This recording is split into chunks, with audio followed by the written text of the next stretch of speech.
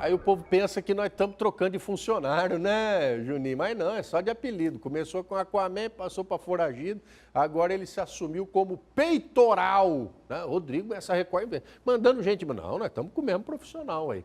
Mais saúde, vamos continuar nesse assunto.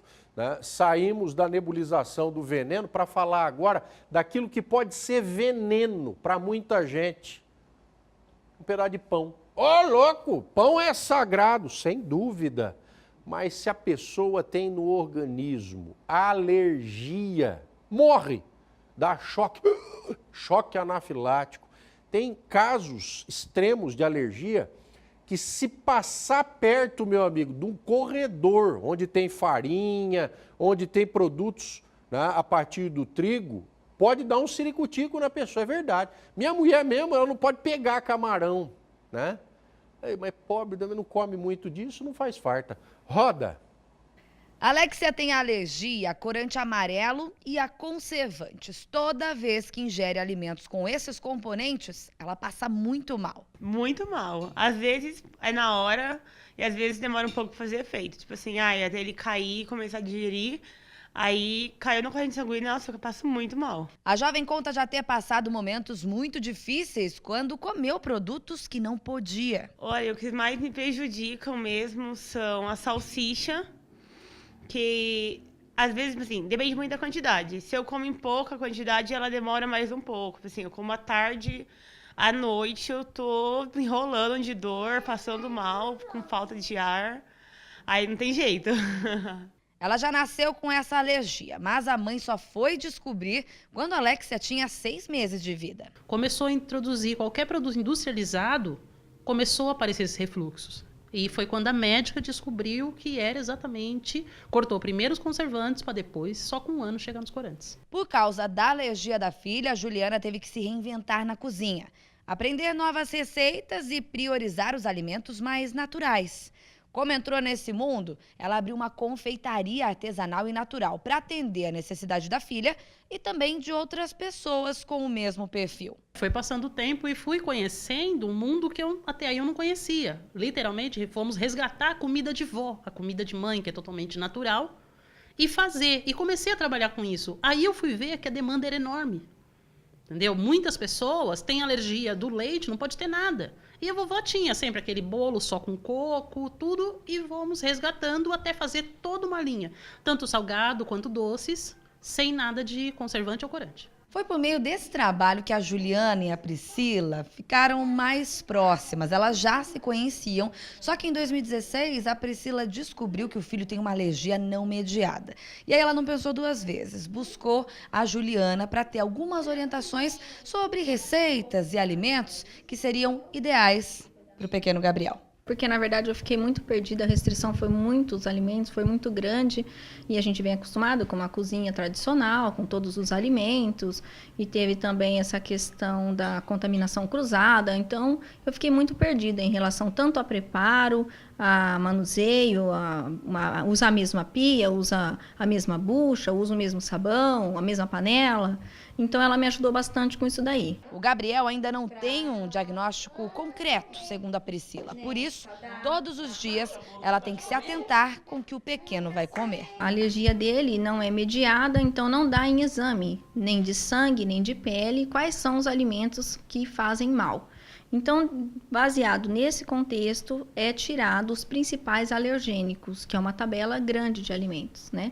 Aí, após de 1 ano de muita restrição, de muito cuidado, de muito tudo, e o uso de medicamentos à base de corticoide, 2 vezes ao dia, ele passou a ser inserido novos alimentos. E hoje, ele está restrito apenas a leite e ovo. Leite e ovo, né? Alergia ao glúten, mas aí no caso, doutora, é a doença, né, celíaca. Doutora Denise Barros, ela que é alergista e imunologista, aceitou o convite para participar do quadro Mais Saúde nessa quarta-feira, para a gente tratar um pouco mais a respeito disso aí. Ai, come e fica pururucado, come, passa mal, né? Isso é alergia ou é alguma doença congênita que de repente a pessoa possui? Doutora, boa tarde. Boa tarde.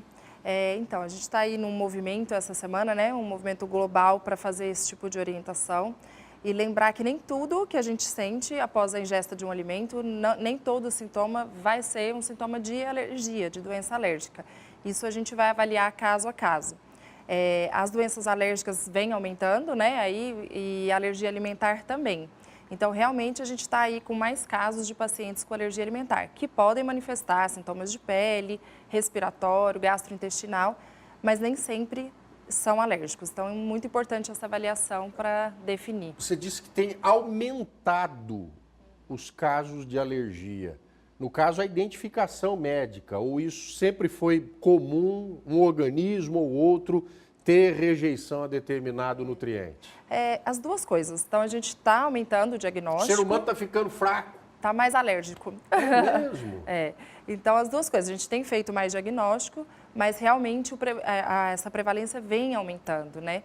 E a gente trabalha aí, não temos essa resposta exata, mas trabalhamos com várias hipóteses de exposição ambiental, introdução precoce ou não de fórmulas infantis, o tipo de parto, o ambiente que vive, a industrialização, poluição. Então, são fatores ambientais que, somados à predisposição genética, que tem que existir, né, para o paciente ser alérgico, essa soma, que a gente chama aí de epigenética, tem levado a esse aumento na prevalência mesmo. E também estamos fazendo mais diagnóstico, né? Você disse um dos pontos, o parto, né?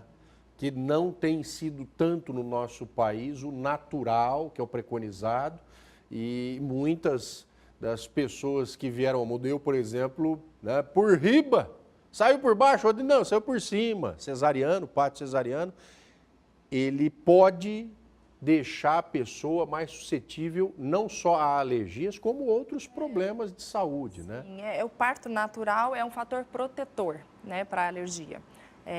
Mas existem indicações formais para cesariana ou não. Mas o que se sabe por estudos é que a via de parto natural traz alguns fatores protetores para a doença alérgica. E aí, cada caso é um. Isso. Né? Manifestação, hoje a gente vai na internet, fulano de tal ficou com a pele, né, toda ela num grosseirão. Eu vou lá, procuro grosseirão na pele, vermelho eu acho a causa e eu quero, por si só, resolver. Pode não ser, né, também uma reação alérgica do organismo. Esse não é um bom caminho, né? Uma autoconsulta, um autodiagnóstico e fazer dieta de restrição empiricamente sem uma consulta médica, porque pode não ser uma alergia, né? Então, a gente está aí empenhado em difundir esse conhecimento, um esforço para conscientizar a população que existe, que deve ser procurado o mais breve possível, um diagnóstico correto, leva a um tratamento correto precocemente, evita aí o risco de reações inadvertidas, reações graves que podem acontecer, inclusive a anafilaxia, né, que é uma reação alérgica potencialmente fatal. Morre, né? Morre, né, se não tratado corretamente, rapidamente.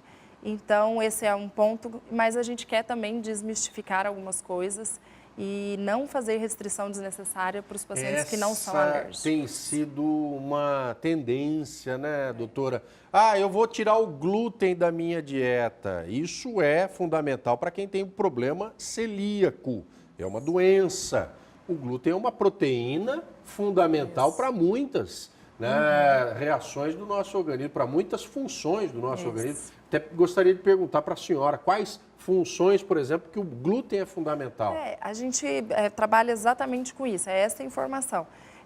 Nenhuma proteína que não te traga doença, ela não tem, né? Não, são mitos que tem que tirar o glúten, tirar a proteína do leite. Isso é restrito para os doentes, para os pacientes alérgicos ou a doença celíaca, que não é uma alergia, mas é, né, uma doença autoimune envolvendo o glúten. Mas quem não tem indicação médica para fazer isso. E a gente está criando problemas, né, com essas restrições desnecessárias. Criando problema, trabalhando na orelhada. Eu vou tirar, eu vou parar. Fulano fez isso, parou de comer. Você pode causar problema para o teu organismo. Muito cuidado. Procure sempre, né, a orientação de um profissional médico. Não caia nessas conversinhas de internet, né? Não, mas tem um doutor que está falando. Vá saber também quem é esse médico. É um especialista, como a doutora Denise? Né? Tem a especialidade? Não tem, né, doutora? Procure. Obrigado, minha querida. Um forte abraço. Obrigada. Mais saúde, mais informação a respeito de alergia. Existe o problema, ele é bastante sério. mas a gente tem que ponderar. Se eu não tenho, por que é que eu vou adotar determinado comportamento? Não tenho a necessidade, né? Para com frescura, pô, vamos parar com frescura. Frescura está gostoso o tempo, né?